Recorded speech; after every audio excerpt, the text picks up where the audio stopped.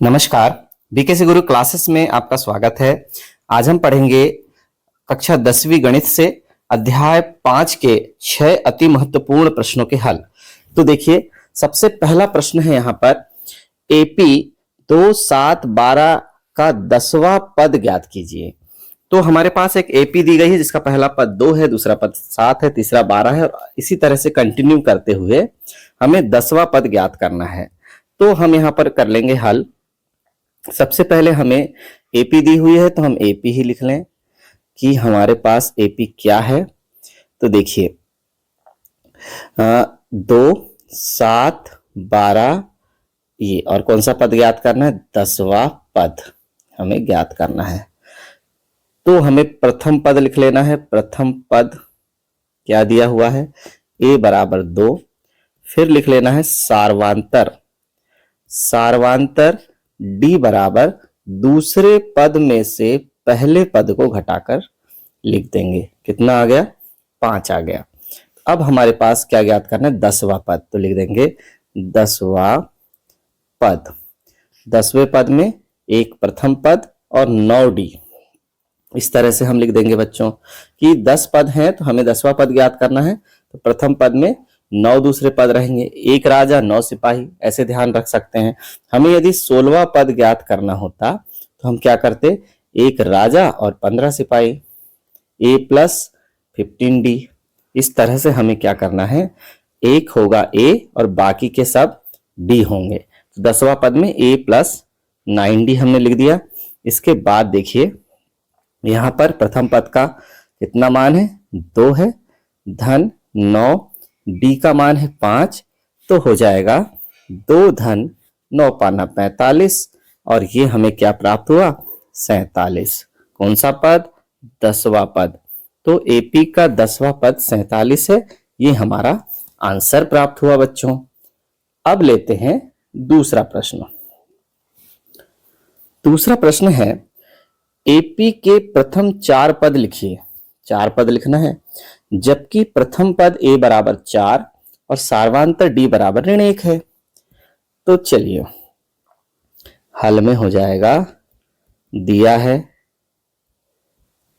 है एपी का प्रथम पद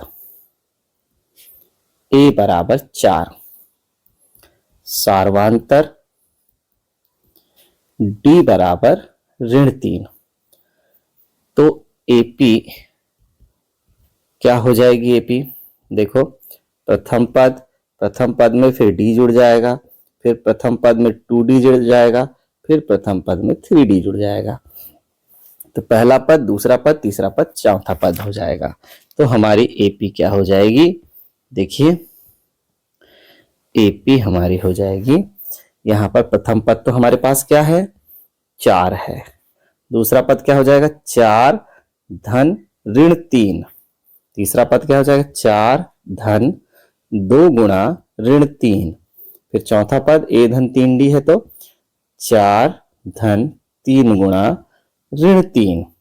इस तरह से आगे बढ़ाएंगे तो एपी हमें प्राप्त होगी 4, फिर 4 और धन ऋण का ऋण है तो 4 ऋण 3, फिर 4 फिर से धन ऋण का ऋण है तो 3 दूनी 6, और 4 ऋण 3 तिया 9। तो यहां पर हम एपी लिख देंगे 4, 1। यहां पर देखिए, बड़ी संख्या के सामने, बड़े अंक के सामने ऋण है तो ऋण 2, और फिर यहां पर हो जाएगा ऋण 5। यही हमारी एपी के प्रथम 4 पद हैं बच्चों। इस तरह से हम उसे ज्ञात कर सकते हैं, या हम इन मानों को a plus d, a plus 2d, a plus 3d को अलग अलग भी ज्ञात कर सकते हैं। आगे लेते हैं तीसरा प्रश्न। वह एपी निर्धारित कीजिए जिसका तीसरा पद 5 और 7वां पद 9 है। तो हल करते हैं। यहां पर माना एपी का प्रथम पद a एवं सार्वांतर d है। प्रथम पद हमने a मान लिया और सार्वांतर हमने डी मान लिया, तो अब क्या हो जाएगा, तब शर्त फर्स्ट, पहली शर्त क्या कह रही है, एपी का तीसरा पद 5 है, यानी ए प्लस 2डी, तीसरा पद क्या होता है, ए प्लस 2डी, कितना दिया हुआ है, 5 दिया हुआ है। ये पहली शर्त से हमें पहला समीकरण प्राप्त हो गया। फिर सातवां पद 9 है, ए प्लस 6डी कितना है, 9 है, ये दूसरा समीकरण प्राप्त हो गया। या हम सीधे यहां पर लिख सकते हैं प्रश्नानुसार, शर्त के स्थान पर लिख देते हैं, दोनों को एक साथ लगा रहे हैं ना, इसलिए प्रश्नानुसार, ये हो गया। अब हमें यहां पर क्या करना है, चूंकि समान गुणांक है, विलोपन विधि से इसे हल करना है। गुणांक हमारे क्या है, समान है, ए के गुणांक। जब ए के गुणांक समान है तो सीधे क्या करेंगे बच्चों, हमें यहाँ पर चिन्ह उनके समान है तो असमान करने के लिए करना पड़ेगा घटाने पर, घटा देंगे तो ये ऋण हो जाएगा, ये भी ऋण हो जाएगा और ये भी ऋण हो जाएगा, तो ए से ए गया तो कैंसिल हो गया।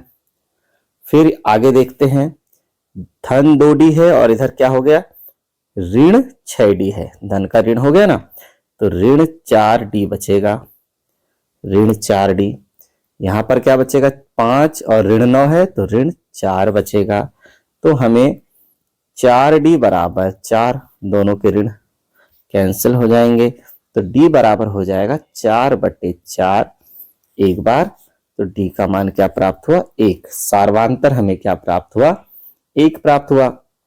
अब हम ले लेंगे कि d के मान को दोनों में से किसी एक समीकरण में रख देंगे, समीकरण 1 में रख दीजिए, d के मान को समीकरण 1 में रखने पर,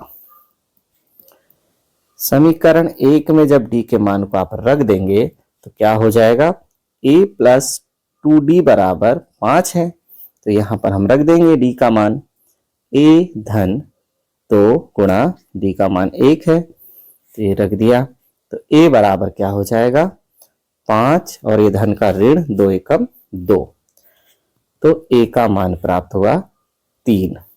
हमें क्या ज्ञात करना है, AP का निर्धारण करना है।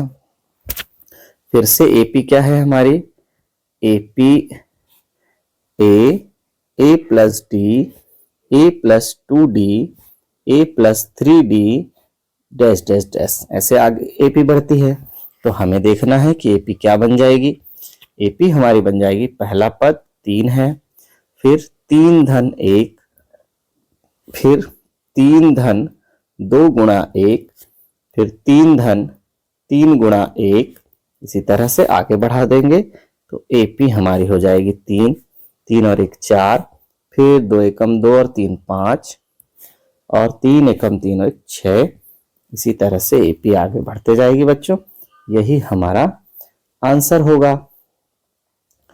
तो इस तरह से हमें इन सवालों को हल करना है। चलिए अब हम बढ़ते हैं अगले सवाल की ओर। चौथा सवाल है, यदि किसी AP का 17वां पद उसके 10वें पद से 7 अधिक है, इसका सार्वांतर ज्ञात कीजिए। तो हल कर लेंगे, AP का 17वां पद उसके 10वें पद से 7 अधिक है, तो माना AP का प्रथम पद A, प्रथम पद को क्या मान लिया, A एवं सार्वांतर D है, प्रथम पद को A मान लिया और सार्वांतर D है, तो फिर हो जाएगा प्रश्नानुसार।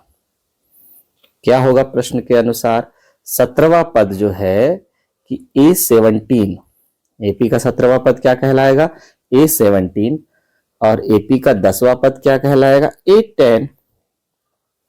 तो 17वां पद 7 अधिक है, यानी इस तरफ वाला, बाईं तरफ वाला पद 7 अधिक है, तो दाईं तरफ वाले पद में हम 7 जोड़ देंगे, तब तो दोनों बराबर हो जाएंगे ना, दोनों पक्ष बराबर हो गए। अब हमको क्या करना है, इनकी वैल्यू रख देना है, A17 मतलब A प्लस 16D, और A10 मतलब A प्लस 9D, और ये 7 तो है ही। अब हम इसका हमें क्या ज्ञात करना है, सार्वांतर ज्ञात करना है। देखिए A से तो A कैंसिल हो जाएगा, पक्षांतर करेंगे तो। अब 16D है, इस तरफ 9D ला लेंगे, उस तरफ रहेगा 7, तो बचेगा हमारा 7D बराबर 7। तो D बराबर होगा 7/7, एक बार कटेगा, तो D का मान हमें क्या प्राप्त हो गया, 1। यही हमारा क्या है, सार्वांतर है। AP 8(3-2) डैश डैश डैश के प्रथम 22 पदों का योग ज्ञात कीजिए। प्रथम 22 पदों का हमें योग ज्ञात करना है, तो हम इसका हल ले लेंगे। क्या होगा, AP का प्रथम पद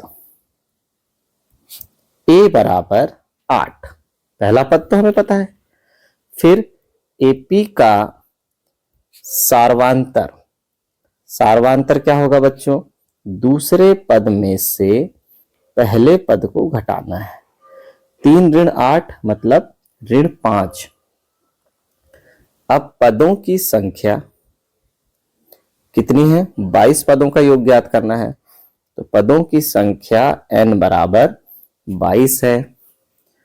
तो n पदों के योग, n पदों का योग क्या होता है, Sn बराबर n/2 2a प्लस n-1d, इस फॉर्मूले का हमें इस्तेमाल करना है।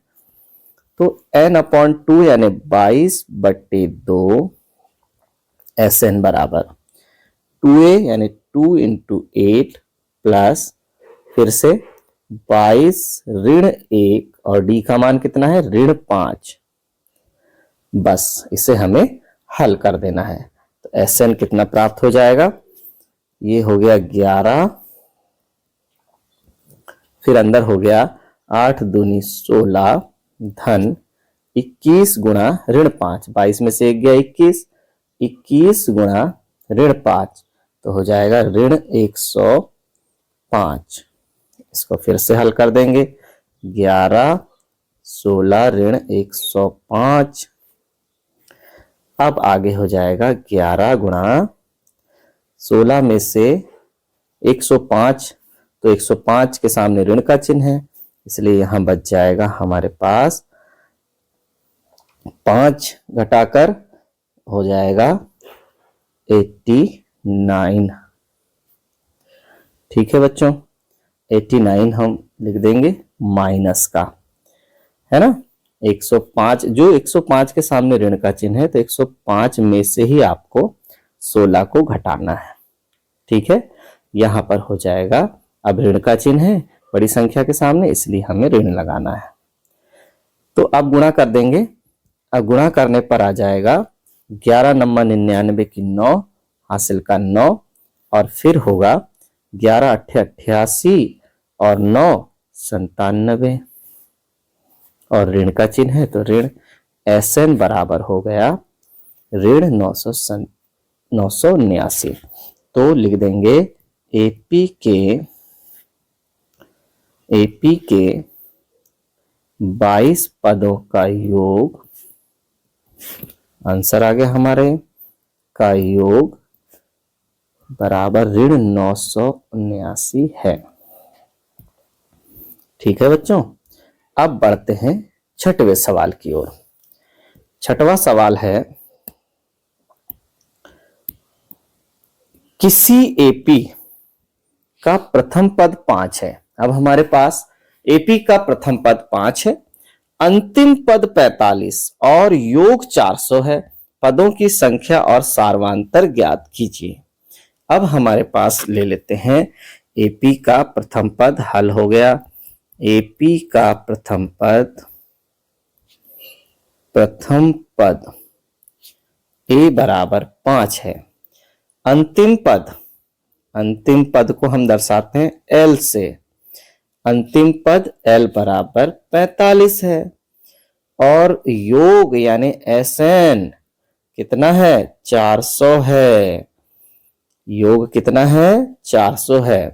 तो हमें क्या ज्ञात करना है पदों की संख्या और सार्वधातर n बराबर और d बराबर, ये दो मान हमें ज्ञात करना है। तो हमारे पास जब अंतिम पद दिया होता है बच्चों तो एक सूत्र है Sn बराबर n/2 a प्लस l। इस सूत्र से हम क्या करेंगे, सबसे पहले हम n का मान ज्ञात कर लेंगे। Sn हमारे पास कितना है 400 है। n/2 प्रथम पद हमारे पास 5 है और अंतिम पद हमारे पास 45 है। तो हो गया n/2 गुणा 50, 50 25 बार कट जाएगा, n बराबर हो जाएगा 400 पहले से था 25 नीचे आ जाएगा। तो देखिए n बराबर ये कितना हो गया 16 बार कट गया। तो पदों की संख्या कितनी है 16 है। अब पदों की संख्या हमें 16 प्राप्त हो गई। अब हमें सार्वधातर ज्ञात करना है तो nवां पद का फॉर्मूला लगा देंगे हम। nवां पद का फॉर्मूला हमारे पास है, जबकि हम लास्ट पद को ही क्या मान रहे हैं nवां पद मान रहे हैं, l बराबर a प्लस n-1d का इस्तेमाल करेंगे। लास्ट पद हमारा कितना है 45 है, प्रथम पद हमारा है 5, धन पदों की संख्या 16 ऋण 1 और d सार्वधातर हमें ज्ञात करना है। तो ये हो जाएगा 45 ऋण 5 और ये 16 में से 1 गए तो 15 d। तो आगे हमें मिलेगा 40/15 d का मान हो गया। तो 5 दिया 15, 5 चट्ठे 40, तो सार्वधातर d हमें प्राप्त हुआ 8/3। आप d को बाईं तरफ भी रख सकते हैं। ये हमारा आंसर है। तो हमारे आंसर d का मान भी हमें प्राप्त हो गया और यहाँ पर n का मान भी हमें प्राप्त हो गया बच्चों। तो ये था हमारा 5वां चैप्टर समांतर श्रेणियां। तो आज की क्लास हमारी यहीं समाप्त होती है। धन्यवाद।